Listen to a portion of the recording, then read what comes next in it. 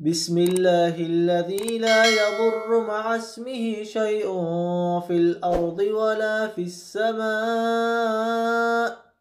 وهو السميع العليم.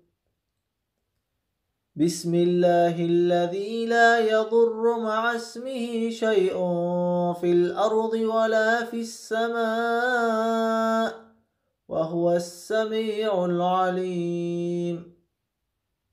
بسم الله الذي لا يضر مع اسمه شيء في الأرض ولا في السماء وهو السميع العليم. به نام الله که به نام او هیچ چیزی در آسمان ها و زمین ضرر نمی رسد و به نهایت شنوای داناست.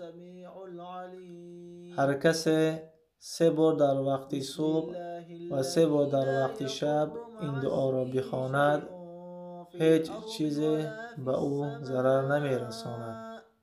و هو السمیع العلیم. بسم الله الذي لا يضر مع اسمه شيء في الأرض ولا في السماء وهو السميع العليم.